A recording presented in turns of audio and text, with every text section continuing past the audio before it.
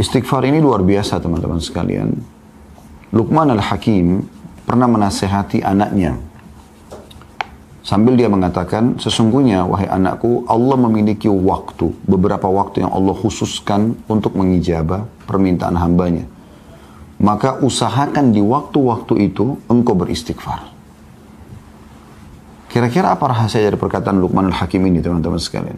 Kenapa dia tidak mengatakan, mintalah keselamatan untukmu, mintalah harta, mintalah keturunan, ya, atau apa saja yang lainnya.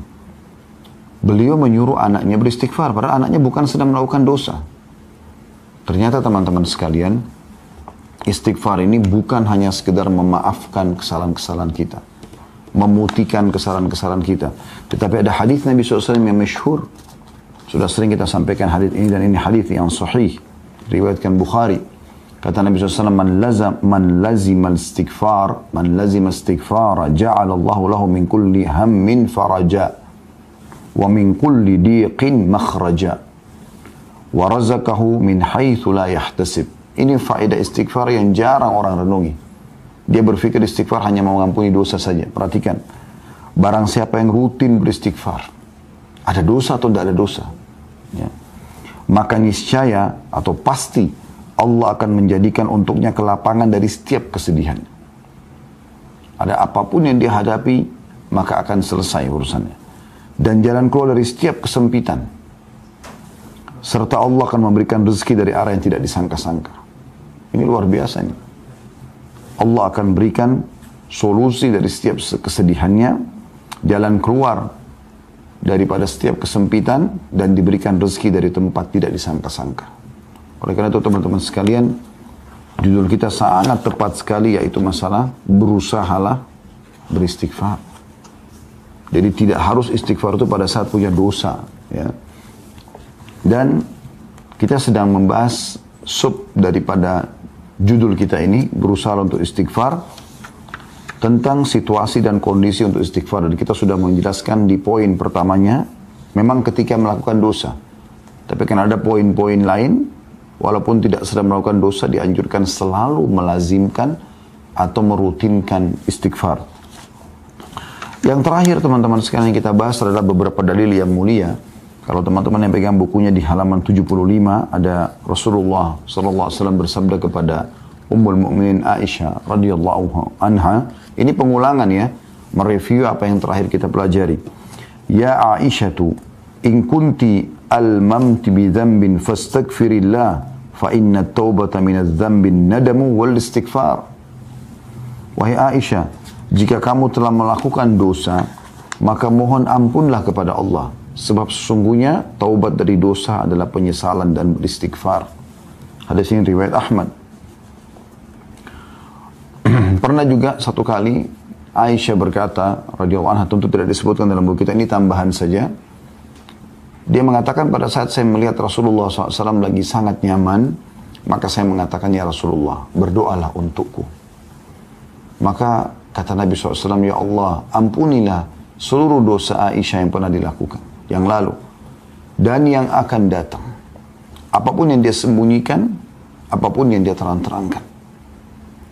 Maka Aisyah pun tersenyum, bahkan dia sempat tertawa gembira, sampai-sampai dia meletakkan dahinya di tanah. Maka Nabi SAW mengatakan, apa kau gembira dengan doaku? Kata Aisyah, tentu ya Rasulullah. Artinya doa Nabi diijabah. Dan belum Aisyah melakukan sudah dimaafkan. Itu permohonan suami yang saleh, seorang Nabi yang mulia, pimpinan adab untuk seorang wanita. Khusus lagi buat dia. Bagaimana kita tidak anggap ini sebuah doa yang mulia? Tapi apa perkataan Nabi SAW? Ketahuilah wahai Aisyah, doa yang sama aku ucapkan untuk seluruh umatku setiap kali aku sholat. Sallallahu alaihi wasallam. Ini kemuliaan yang luar biasa. Berarti walaupun Nabi SAW tidak bertemu dengan kita, beliau memohon kepada Allah agar dosa-dosa kita dimaafkan. Juga hadis yang terakhir yang sempat kita bahas teman-teman sekalian adalah tentang bahayanya dosa itu. Karena dia akan menjadi sebuah titik kelam dalam hati yang otomatis akan mengacaukan hati yang merupakan mahkota daripada tubuh kita. Hadis Nabi SAW di halaman 77 ya. atau di halaman 76. Innal 'abda idza akhta'a khati'atan nukitat fi qalbihi nuqtatun sauda fa idza huwa naza'a wastaghfara wa taba suqila qalbuhu wa in 'ada zida fiha hatta ta'lu 'ala qalbihi wa huwa ar-ranu alladhi dzakara Allah kalla barrana 'ala qulubihim ma kanu yaksibun. Sesungguhnya seorang hamba bila melakukan satu kesalahan atau dosa, maka dalam hatinya terbentuk satu bercak hitam. Jika dia meninggalkan kesalahannya, beristighfar, memohon maaf, dan bertaubat, janji sama Allah tidak mengulanginya, maka hatinya dibuat cemerlang kembali, cerah kembali, segar kembali. Jika dia kembali melakukan dosa, maka bercak hitam itu dibuat semakin bertambah sehingga menutupi hatinya. Dan itulah makna tafsir kata arran dalam firman Allah Subhanahu wa taala, kalla barrana ala qulubihim ma kanu yaksibun. Sekali-kali tidak, bahkan apa yang mereka kerjakan itu telah menutupi hati mereka. Maksudnya dosanya. Ya. Dan ini sudah kita jelaskan panjang lebar pada pertemuan yang lalu. Kita lanjutkan dengan poin yang kedua. Waktu-waktu yang dianjurkan beristighfar setelah poin pertama, yaitu melakukan dosa, langsung istighfar.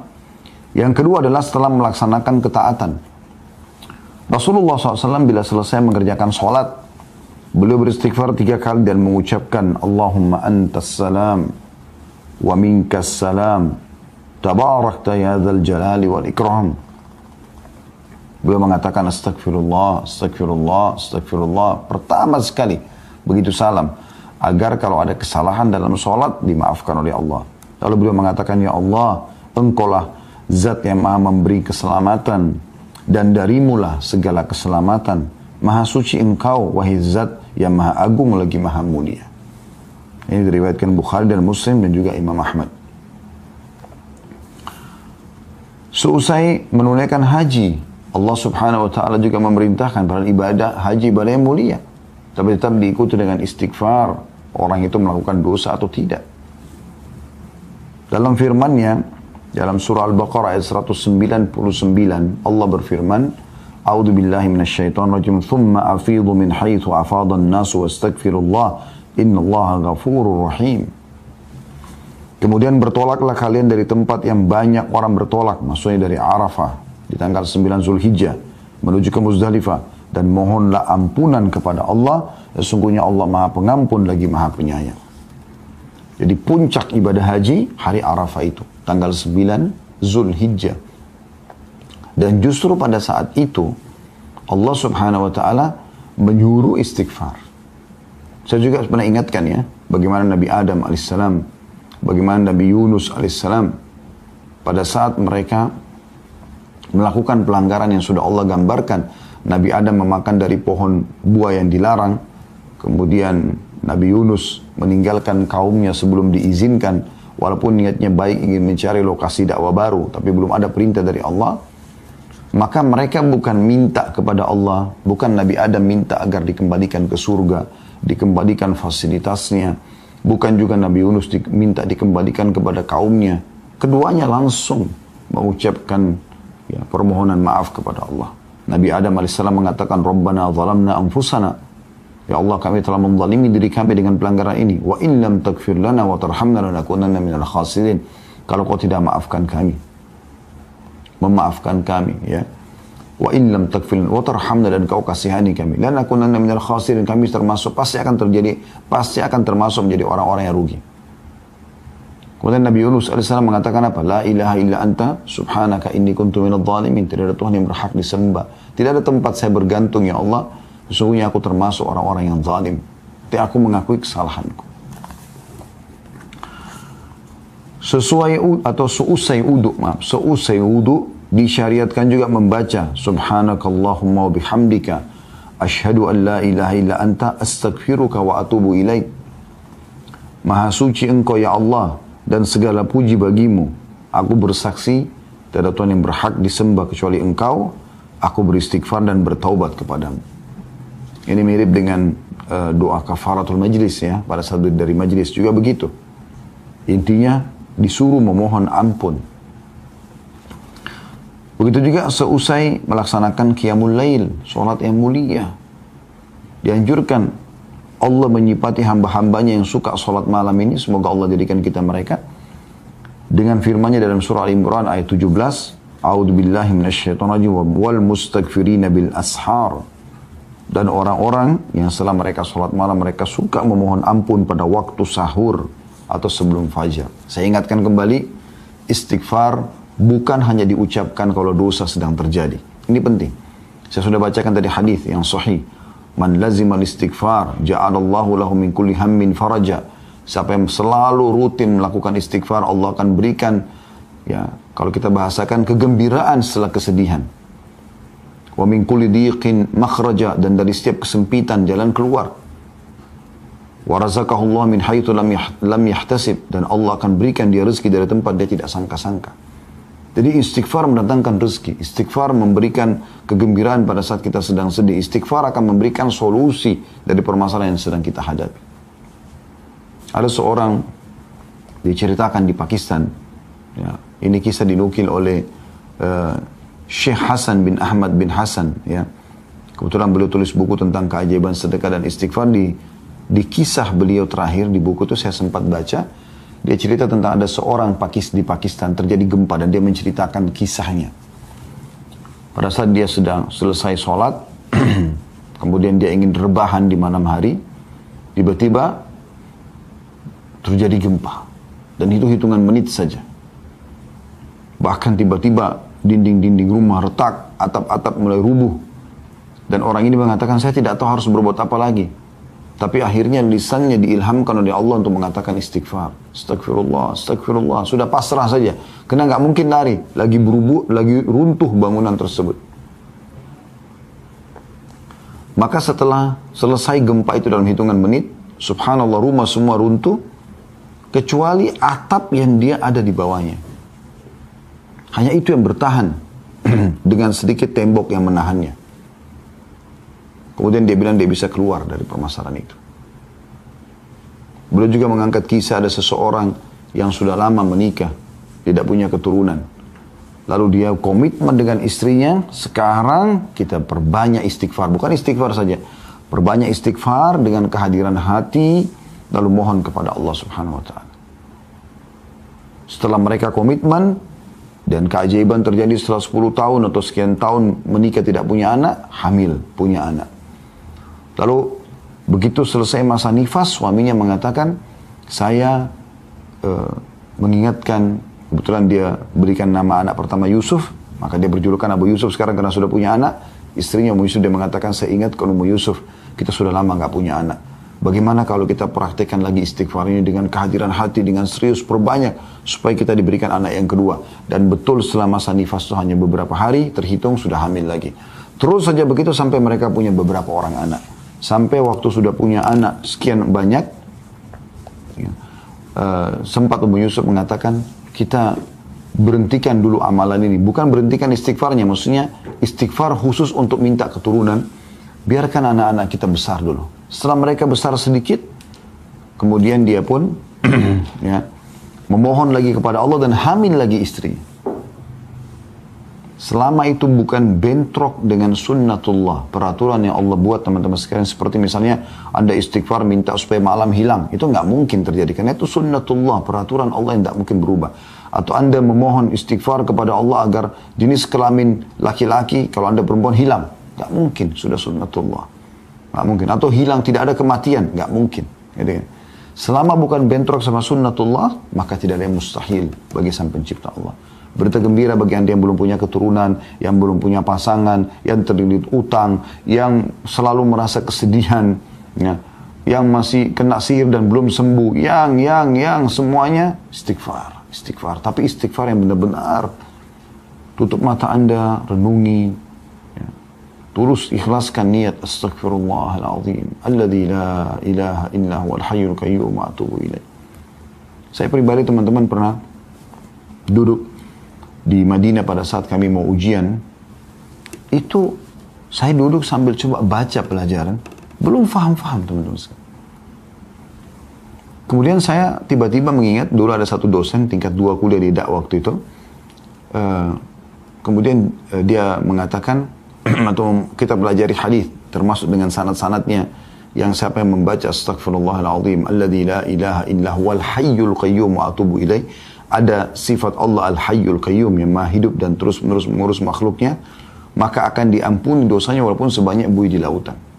Subhanallah, saya berapa kali baca gak faham-faham dan tidak konsentrasi, pecah konsentrasi. Sebentar berdiri ngambil air zam-zam, sebentar kembali lagi, sebentar tersibukkan dengan mengkonsumsi ada cemilan yang saya bawa. Sebentar saya sempat menghayal sejenak, ini kok nggak fokus ya. Maka saya coba baca istighfar ini teman-teman. Sekali saya baca, dengan saya niat renungi, belum terasa apa-apa. Tapi begitu saya ulangin 5, 6, 7 kali, tapi terus dengan tenang, dengan konsentrasi, beda sekali subhanallah. Saya merasa seperti ada semangat baru yang membuat akhirnya saya lebih semangat dan muncul tiba-tiba. Setelah itu saya baca, alhamdulillah saya faham pelajaran tersebut dan nilainya masya Allah tabarakallah, besoknya luar biasa, memuaskan gitu. Jadi ini luar biasa teman-teman sekalian. Jadi memang istighfar itu bukan hanya sekedar memaafkan, bukan hanya sekedar pengakuan penyesalan, permohonan maaf kepada Allah pada saat kita berdosa, tapi memang untuk memberikan solusi dari setiap permasalahan kita. Bahkan Nabi SAW mengatakan tadi, memberikan rezeki dari tempat tidak disangka-sangka. Ya. Kemudian beliau mengatakan juga Allah memerintahkan kepada nabinya sallallahu alaihi wasallam, Nabi Muhammad SAW, di akhir dakwah beliau dalam menyebarkan agama Allah dan kesungguhan beliau di jalannya untuk beristighfar. Nabi Muhammad SAW sudah berdakwah, sudah dengan pengorbanan luar biasa, Allah tetap suruh ikutkan dengan istighfar. Jadi istighfar sekali lagi, saya ulangi, bukan hanya sekedar kalau kita berbuat dosa, tapi rutinkan, berusaha agar selalu istighfar setiap saat. Karena manfaatnya besar sekali. Perhatikan Allah jelaskan dalam Al-Quran, dalam surah An-Nashr, ya, surah An-Nasr, ya, kemenangan. Ayat 1 sampai ayat 3. A'udzubillahi minasyaitonirrajim. Idza jaa nasrullahi wal fath wa ra'aitan nasa yadkhuluna fi dinillahi afwaja fasabbih bihamdi rabbika wastaghfirhu innahu kana tawwaba. Ya. Yang artinya apabila telah datang pertolongan Allah dan kemenangan, apabila telah datang pertolongan Allah dan kemenangan, dan engkau melihat hai Muhammad manusia berbondong-bondong masuk agama Allah, maka bertasbihlah ya, kepada Tuhanmu dengan memuji Tuhanmu dan memohon ampunlah, istighfarlah, sesungguhnya Dia Maha menerima taubat hamba-hambanya. Ibnu Qayyim rahimahullah berkata, orang-orang yang mempunyai tekad dan basirah ya, lebih sering beristighfar, maksudnya petunjuk dari Allah ini, lebih sering beristighfar setelah melaksanakan amalan-amalan ketaatan, karena mereka melihat kekurangan diri mereka dalam menjalankan ketaatan-ketaatan itu, dan tidak mengerjakan amalan-amalan tersebut karena Allah sebagaimana yang layak bagi kemuliaan dan keagungannya. Dan seandainya tidak ada perintah, tentu tidak ada seorang pun berani melakukan ibadah ini, dan dia tidak rela dengan hal itu bagi tuannya. Ini maksudnya adalah perkataan Ibnu Qayyim rahimahullah, harusnya kita ini walaupun kita sudah merasa maksimal dalam mengerjakan ibadah. Contoh misalnya kita sholat wajib, kita sudah berusaha untuk khusyuk, menjaga gerakan, menjaga bacaan, tapi setelah salam yang pertama diucapkan istighfar. Tadi sudah kita sebutkan itu. Dan itu ajaran Nabi SAW. Berarti memang ada sesuatu dengan istighfar ini. Tadi sudah kita sebutkan, setelah haji, setelah sholat malam, ya, semua disuruh istighfar. Bahkan Nabi SAW, tadi dalam surah An-Nashr kita baca, surah An-Nasr maaf, ya, kadang-kadang lisan kita ya, salah dalam mengucapkan, bukan disengaja ya. Kalau Nashr itu bisa menyebarkan, An-Nasr itu kemenangan, kayak ini An-Nasr, pakai shad. Maka dalam surah An-Nasr, Allah subhanahu wa ta'ala menekankan masalah itu. Pada saat Nabi SAW berhasil menaklukkan kota Mekah, kemudian beliau setelah itu melaksanakan peperangan lanjutan, yaitu perang Hunain, dan mengalahkan suku Hawazim, suku yang besar setelah Quraisy. Maka dua suku besar di Jazirah Arab sudah takluk, bahkan panglima perangnya masuk Islam pada saat itu. Kemudian beliau menuju ke Tabuk, ya, menyerang wilayah Romawi.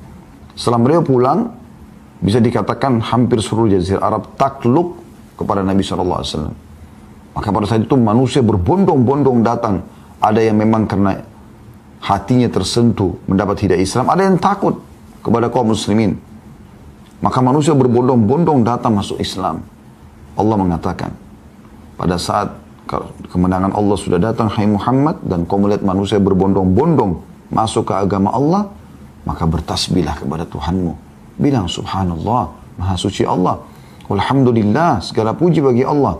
Kemudian beristighfarlah. Wastaghfiruh. Nabi disuruh istighfar.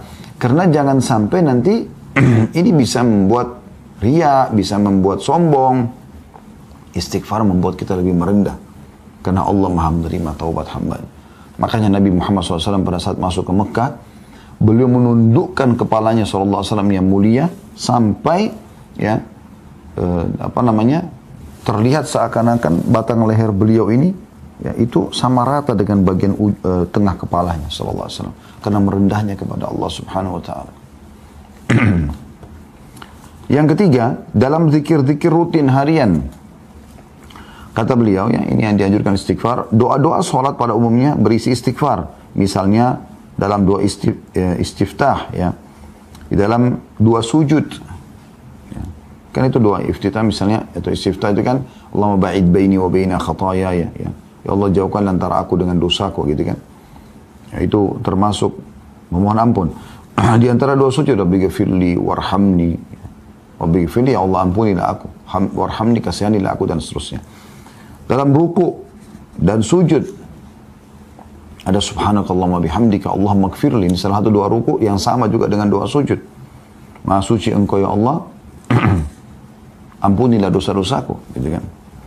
Ketika Abu Bakar radhiyallahu anhu memohon atau meminta kepada Nabi SAW agar mengajarinya doa yang akan dia ucapkan dalam sholat khusus, Abu Bakar minta doa khusus, ya Rasulullah, saya minta doa khusus dari Anda, saya baca dalam sholat saya. Lalu Nabi SAW memerintahkan membaca Allahumma inni zalamtu nafsi zulman kathiran wa la yakfiru dhunuba illa ant faghfirli min indika warhamni innaka antal ghafurur rahim. Ya Allah, sungguhnya aku telah banyak berbuat kezaliman, dosa maksudnya, kepada diriku, dan tidak ada yang mengampuni dosa-dosa selain engkau. Maka ampunilah aku dengan ampunan dari sisimu dan rahmatilah aku, sesungguhnya engkau maha pengampun lagi maha penyayang.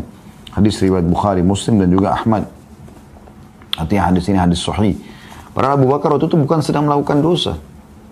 Beliau datang kepada Nabi SAW minta diajarkan doa khusus. Dan doanya mengatakan Allahumma inni zalamtu nafsi zulman katsira. Ya Allah, aku telah menzalimi diriku dengan kezaliman yang banyak. Para Abu Bakar bukan radhiyallahu anhu melakukan dosa pada saat itu. Ya. Demikianlah, kata beliau, Anda mengetahui bahwa tidak ada tempat pun yang di dalamnya disyariatkan berdoa dalam sholat, melainkan di dalamnya disyariatkan beristighfar.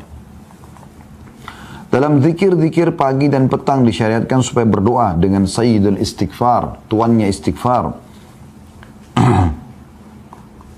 Yang Anda sudah tahu tentu, Allahumma anta rabbi, sudah pernah kita bahas itu ya. Ya Allah, engkau adalah penciptaku. Allahumma anta rabbi la ilaha illa anta khalaqtani. Tidak ada Tuhan yang berhak disembah kecuali engkau, engkau telah menciptakan aku. Wa ana abduka, aku adalah hambamu. Wa ana ala ahdika, dan aku selalu sesuai dengan perjanjian denganmu. Wa wa'dika, dan janji-janjimu. Mastata'tu, semampuku. A'udhu bika min syarri ma sana'tu. Aku berlindung kepadamu dari semua keburukan yang aku lakukan. Abu'u laka bi ni'matika alayya. Aku mengakui semua nikmatmu padaku. Wa abu'u bi dzambi, dan aku akui semua dosa-dosaku. Faghfirli, maafkanlah aku. Fa innahu la yaghfiru dzunuba illa anta. Karena tidak ada yang bisa mengampuni dosa kecuali engkau. Apa kata Nabi SAW? Anda kalau pegang bukunya di situ, hadis riwayat Bukhari dan juga Ahmad, man qalaha minan nahari mukinan biha famata min yaumi qabla an yumsiha fahuwa min ahli jannah.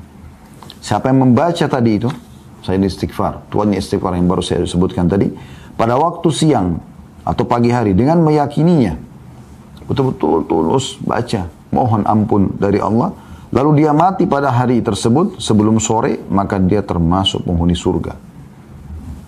Lalu lanjutan hadisnya, wa man qala minal laili wa huwa muqinun biha famata qabla an yusbiha fa huwa min ahli jannah.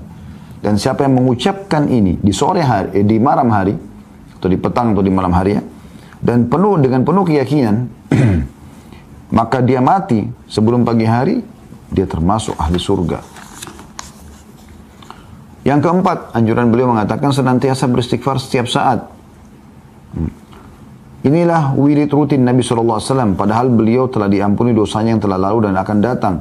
Dari Al-Aghar Al-Muzani radhiyallahu anhu, dia mengatakan bahwasanya Rasulullah SAW bersabda, innahu la yughanu ala qalbi wa inni la astaghfirullah fil yawmi 100 marrah. Sesungguhnya terkadang hatiku tertutupi oleh sesuatu, dan sungguhnya aku beristighfar kepada Allah dalam sehari 100 kali. Hadis ini riwayat Muslim. Jadi kalau Nabi SAW istighfar 100 kali, Anda bagaimana? Kita bagaimana, saya dan Anda? Harusnya kita ikuti Nabi SAW. Padahal beliau sudah diampuni dosanya yang lalu dan yang akan datang. Juga dalam riwayat Abu Hurairah radhiyallahu anhu, dia menuturkan, aku mendengarkan Rasulullah SAW bersabda, wallahi inni la astaghfirullah wa atubu fil yawmi akthara min 70 marrah. Beliau bersumpah atas nama Allah mengatakan, demi Allah, untuk memastikan agar umatnya tidak usah ragu dengan ini. Sesungguhnya aku beristighfar dan bertobat kepada Allah dalam sehari lebih dari 70 kali. Hadis ini riwayat Bukhari. Ya. Jadi lebih dari 70 kali nyambung dengan hadis yang sebelumnya tadi. Beliau mengatakan 100 kali. Lebih dari 70 kan bisa 100. Dan disentuhkan sudah di hadis yang pertama tadi kalau 100 kali beliau membacanya. Dan Ibnu Umar meriwayatkan juga, dia menuturkan, inna kunna la na'uddu li Rasulillah sallallahu alaihi wasallam fil majlisi al-wahidi 100 marrah rabbighfirli wa tub alayya innaka antat tawwabur rahim. Sesungguhnya kami biasa menghitung bahwa dalam satu majlis Rasulullah SAW mengucapkan doa ini 100 kali. Wahai Tuhanku, ampunilah aku dan terimalah taubatku. Sesungguhnya engkau maha penerima taubat lagi maha penyayang. Hadis ini riwayat Abu Dawud, Tirmidzi, dan dikatakan hadisnya hasan sahih. Rabbi gfirli wa tub alayya innaka antat tawwabur rahim. Nabi SAW membacanya dalam satu majlis 100 kali. Dari riwayat ini kita bisa lihat bahwasanya bukan berarti angka istighfar dipatok 100 kali. Tapi bisa bermakna bahwasanya Nabi SAW di setiap kali kesempatan membaca minimal 100 kali. Atau membaca 100 kali istighfar. Ya. Artinya dalam sehari bisa lebih daripada itu. Maka boleh orang seperti dulu kita berusaha selalu istighfar setiap saat. Pokoknya jangan diam teman-teman sekalian. Diam Anda itu zikrullah, berdoa, ya. Memuji Allah kah, bertakbir kah, bertahlil kah, beristighfar kah, terus. Dalam banyak doa yang diucapkan oleh Nabi SAW, beliau senantiasa memohon ampun kepada Allah. Seperti misalnya dari Aisyah radhiyallahu anha, beliau berkata, "Ma shallan Nabi sallallahu alaihi wasallam salatan ba'da an nazalat alaihi idza jaa nasrullah wal fathu illa yaqulu fiha subhanaka rabbana wa bihamdika Allahumma ighfirli." Tidaklah Nabi SAW melaksanakan solat setelah turunnya ayat surah An-Nasr tadi ya. Pada saat datang kemenangan Allah, idza jaa nasrullah wal fathu. Kecuali beliau selalu membaca subhanaka rabbana wa bihamdika Allahumma ighfirli. Maha suci engkau wahai Tuhan kami dan segala puji bagimu ya Allah, ampunilah aku. Saya ulangi, maha suci engkau ya Allah, subhanaka rabbana, maha suci engkau wahai Tuhan kami, wa bihamdika, dan puji-pujian untukmu. Allahumma ighfirli, ya Allah ampunilah aku. Dari Nabi SAW selalu baca ini, Allahumma ighfirli, Allahumma ighfirli. Dari Abu Musa radhiyallahu anhu dari Nabi SAW bahwa beliau juga pernah berdoa dengan doa ini, Rabbi gfirli khati'ati wa jahli, Rabbi gfirli khati'ati wa jahli, wa israfi fi amri kulli, wa ma anta a'lamu bihi minni, Allahumma gfirli khatayaya wa amdi, wa jahli wa hazli, wa kulla dhalika indi, Allahumma gfirli ma qaddamtu wa ma akhartu wa ma asrartu wa ma alantu, antal muqaddimu wa antal muakhiru wa anta ala kulli syai'in qadir. Ya Allah, ampunilah kesalahanku, ketidaktahuanku, berlebih-lebihanku dalam segala urusanku, dan apa yang engkau lebih tahu mengenai hal itu daripada aku. Ya Allah, ampunilah kesalahanku, kesengajaanku, ketidaktahuanku, dan kelemahanku. Semua itu ada padaku. Ya Allah, ampunilah dosa-dosaku yang telah lalu dan akan datang. Apa yang aku lakukan secara sembunyi-sembunyi dan secara terang-terangan. Engkau lah yang maha mendahulukan dan engkau lah yang maha mengakhirkan. Dan engkau maha kuasa atas segala sesuatu. Hadis riwayat Bukhari dan Muslim. Dan Nabi SAW sering baca ini. Perhatikan teman-teman, lafadznya luar biasa. Ya, lafadznya luar biasa. Ya Allah, ampunilah kesalahanku dan ketidaktahuanku dan berlebihanku dalam semua urusan. Karena Nabi SAW tidak berlebihan. Tapi beliau merendah di hadapan Sang Pencipta Allah. Ini luar biasa. Dan apapun yang engkau ketahui, atau engkau lebih tahu daripada aku. Ya Allah, ampunilah kesalahanku, diulangi lagi. Kesengajaanku, ketidaktahuanku, dan kelemahanku. Semua itu ada padaku. Jadi beliau mengucapkan luar biasa. Ya Allah, ampunilah dosa-dosaku yang lalu dan akan datang. Perhatikan, memohon maaf bukan cuma yang lalu, yang akan datang pun kita minta. Serta yang aku lakukan sembunyi-sembunyi dan terang-terangan. Jadi ini permintaan yang luar biasa. Ya. Dari Ibnu Abbas juga radhiyallahu anhu bahwasanya Rasulullah SAW pernah berdoa, Allahumma laka aslamtu, wa bika amantu, wa alaika tawakkaltu, wa ilaika anabtu, wa bika khasamtu, wa ilaika hakamtu, faghfir li ma qaddamtu, wa ma akhartu, wa ma asrartu, wa ma alantu, antal muqaddim, wa antal muakhir, la ilaha illa ant. Ya Allah, kepadamu lah aku berserah diri. Allahumma laka aslamtu. Wa bika amantu, kepadamu lah aku beriman. Wa alaika tawakkaltu, kepadamu lah aku bertawakal, mengendalikan urusan pekerjaanku. Wa ilaika anabtu, dan kepadamu lah aku akan kembali. Wa bika khasamtu, dan dengan hujjamu aku berargumen. Kemudian dikatakan wa ilaika hakamtu, dan kepadamu lah aku meminta keputusan. Faghfir li ma qaddamtu wa ma akhartu, maka ampunilah semua dosaku yang lalu dan yang kemudian. Ya, perhatikan selalu diikuti dengan yang akan datang. Ya. Wa ma asrartu wa ma alantu, dan apapun yang aku rahasiakan dan aku tampakkan. Antal muqaddim wa antal muakhir, la ilaha illa anta. Karena kau zat yang mendahulukan dan mengakhirkan, tidak ada Tuhan yang berhak disembah kecuali engkau. Hadis ini riwayat Bukhari Muslim. Kata penulis, ya Allah, dosa apa gerangan yang dilakukan oleh jiwa yang suci tersebut? Maksudnya Nabi Muhammad SAW. Sampai begitu luar biasa memohon pemaafan kepada Allah. Kesalahan apakah yang disembunyikan dan dinyatakan? Karena Nabi SAW tidak ada yang tersembunyi. Apapun dari sikap beliau, perbuatan beliau kepada Allah Subhanahu wa Ta'ala. Yang terdahulu dan kemudian yang beliau lakukan. Apa yang Nabi lakukan? Dosa masa lalu. Dan dosa akan datang. Tidak ada sebab kerendahan. Tapi beliau ingin menekankan kerendahannya kepada Allah Subhanahu wa Ta'ala. Kalau dia hamba, yang dia ingin menekankan pada umatnya, aku saja begini, bagaimana kalian? Kata penulis, jika Nabi SAW yang telah diampuni dosa-dosanya yang terdahulu dan yang kemudian, atau terkemudian, tinggi sebutan beliau dan tinggi derajat beliau, beristighfar kepada Allah dalam sehari 100 kali, bahkan dalam satu majlis 100 kali. Lalu bagaimana halnya dengan kita, orang-orang yang sering mencampur adukkan antara kebaikan dan keburukan, sering melakukan dosa dan tidak sempurna dalam melaksanakan kewajiban? Bagaimana bisa kita tidak istighfar kecuali hanya habis sholat, astagfirullah, astagfirullah, selesai? Bagaimana kita lalaikan istighfar 100 kali minimal dalam sehari? Nabi SAW kadang-kadang 100 kali dalam satu majlis. Rabbi ghifirli wa tub aliyya. Selalu beliau ulang-ulangi. Ya. Jadi surah An-Nasr pada saat turun, Subhanaka Rabbina, ya, Subhanaka Allahumma wa bihamdika, ya, Allahumma ghfirli. Saudaraku yang mulia, kata beliau, karena sedemikian rupa kedudukan istighfar, maka jangan sampai ia berpisah dari kita di majlis atau kediaman. Hendaklah lisan kita senantiasa melantunkan istighfar dan taubat setiap saat dan setiap waktu. Serta hendaklah kita berusaha menjaga doa-doa rutin dan mengingat dosa-dosa kita dan kekurangan kita dalam menjalankan kewajiban kepada Allah dalam keadaan berdoa kepadanya. Ini Ramadan, kesempatan. Jiwa kita betul-betul lagi sangat siap untuk mendekatkan diri kepada Allah. Lebih siap dari sebelumnya. Jangan sia-siakan ini. Sehingga nanti akan Anda sudah seperti orang yang punya bekal yang sangat bagus, punya yang sangat kuat setelah Idul Fitri nanti. Untuk Anda terapkan dalam kehidupan sehari-hari. Ini masa training. Masih tersisa. Ya. Sampai 7-8 hari ke depan, jangan sia-siakan saudaraku.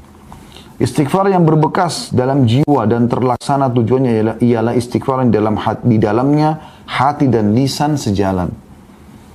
Sebab istighfar adalah tanda taubat dan berhenti melakukan dosa serta perasaan berdosa dan bersalah.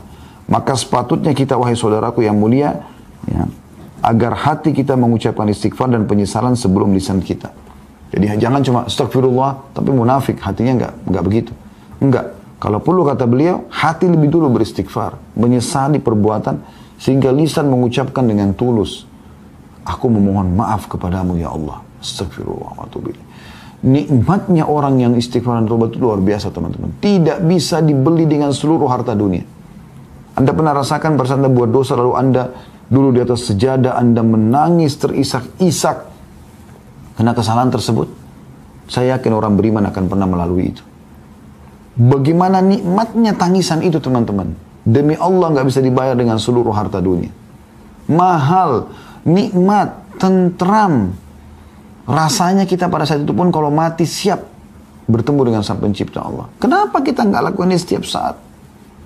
Semoga Allah mudahkan kita bisa melakukan istighfar selalu setiap saat dan taubat kepadanya. Sehingga selalu saja kita mendapatkan di buku amal kita, selalu ada istighfar. Ingat para salaf saleh mengatakan tidak ada sesuatu yang lebih dicintai oleh seseorang nanti yang menemani di kuburan dibandingkan istighfarnya.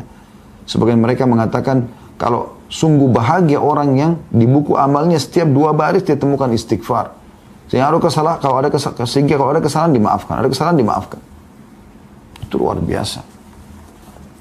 Kata beliau, istighfar wahai saudaraku yang mulia adalah Allah Maha Suci dan Maha Tinggi. Disebutkan dari Ali radhiyallahu anhu bahwasanya Rasulullah SAW bersabda, Inna rabbaka ya'jabu min abdihi idha qala rabbi gfirli dhunubi wa huwa ya'lamu annahu la yakfiru dhunuba ghairi. Sesungguhnya Tuhanmu kagum kepada hambanya. Allah kagum kepada siapa? Apabila seseorang mengucapkan, wahai Tuhanku, ampunilah dosa-dosaku. Sedangkan dia mengetahui bahwa tidak ada yang dapat mengampuni dosa melainkan aku, kata Allah. Hadis riwayat Abu Daud, Tirmidzi, dan dikatakan hadisnya hasan sahih. Allah kagum kepada kita. Siapa kita ini mau dikagumi oleh Allah? Kalau kita dikagumi oleh seseorang saja sosok mungkin yang juga punya nama, kita sudah sangat bangga luar biasa. Kalau nama Anda disebutkan di medsos oleh seseorang, Anda pasti bangga. Apalagi orang itu kalau terkenal. Bagaimana dengan Sang Pencipta Allah kagum? Dengan lisan dan hati kita beristighfar. Merendah kepada Sang Pencipta Allah. Dan ingat, selalu saya ulangi lagi teman-teman. Ya. Istighfar bukan hanya pada saat dosa terjadi. Iya, Anda butuh istighfar pada saat itu.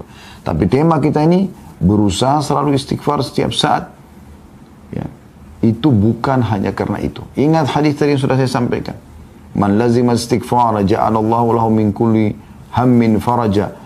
Siapa yang melazimi istighfar, merutinkannya, selalu lisannya dan hatinya astagfirullah, atubu ilaih, sambil jalan, sambil lip, sambil belanja, sambil menyelesaikan pekerjaannya. Tidak mengganggu apa-apa.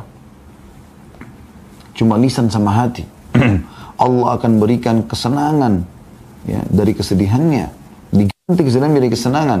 Wa min kulli dikin makhraja, dan dari setiap kesempitan jalan keluar.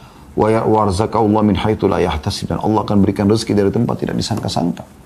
Ini luar biasa.